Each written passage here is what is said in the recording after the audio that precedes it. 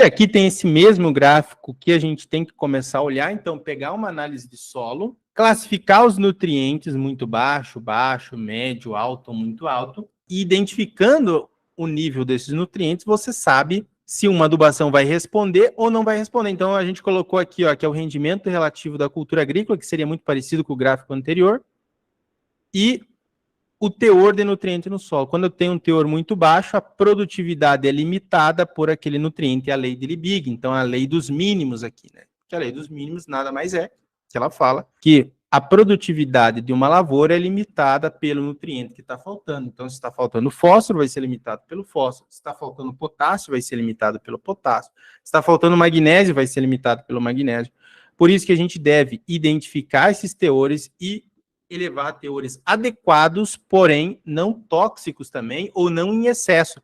Porque aqui você pode ter um ganho de produtividade e aqui você pode ter uma perca de dinheiro.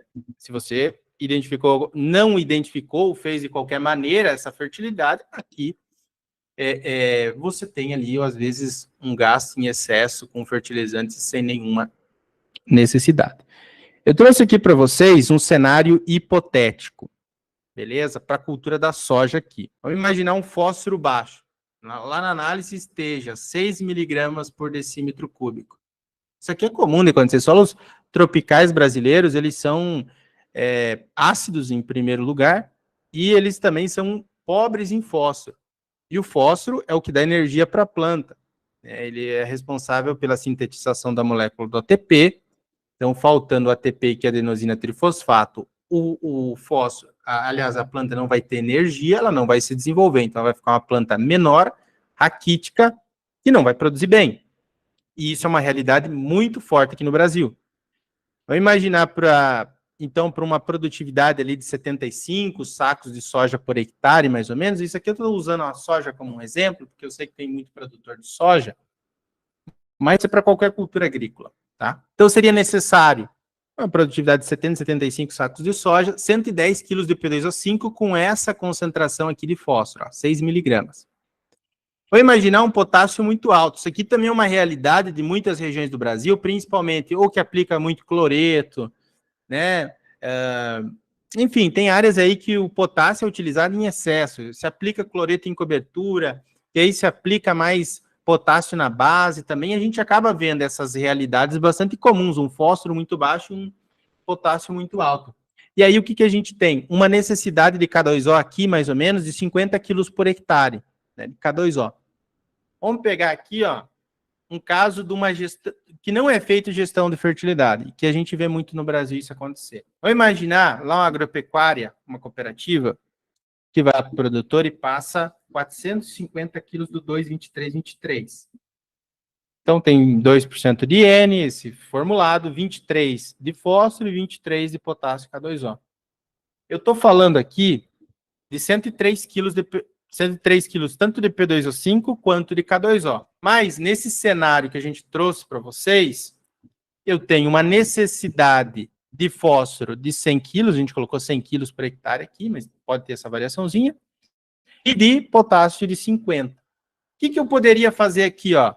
Ao invés de utilizar um formulado como um 2,23,23, eu poderia pegar esse potássio, que eu sei que ele tem uma boa mobilidade no meu solo, poderia estar aplicando ele em cobertura, anteriormente no milheto para regiões centrais do Brasil que trabalham com esse tipo de cobertura, ou uma braquiária.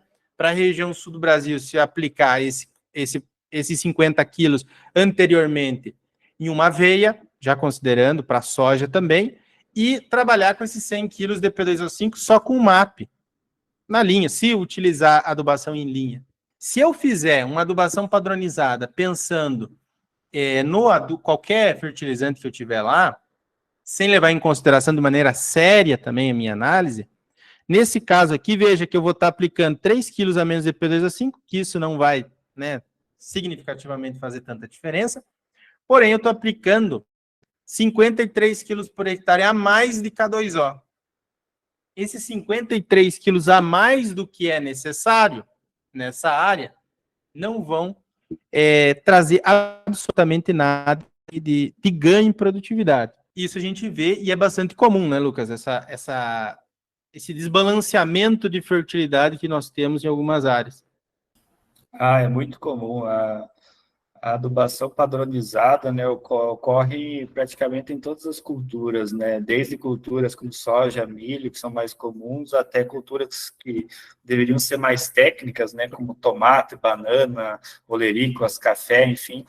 O pessoal acaba não fazendo muita recomendação de revenda, né, e não é culpa deles, eles não têm tempo, né, para fazer análise de solo, interpretar para o produtor e fazer uma recomendação bem ajustada.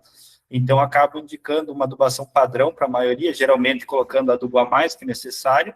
E, assim, a gente entende, não é só uma questão de vender mais adubo. É que se eles colocam menos adubo na média, eles vão errar mais, né? Então, se eles mandam todo mundo colocar mais adubo, além deles vender mais, é bom para eles, mas, assim, eles diminuem a chance de erro, né? Na média, as áreas vão produzir exato. mais. Mas o produtor podia estar produzindo até mais, porque, por exemplo, aqui, se ele colocasse toda essa dose de potássio na linha, pensando em soja, milho, feijão, ele provavelmente ia queimar a semente até morrer, né? São mais de 100 quilos por hectare na linha, não tem como.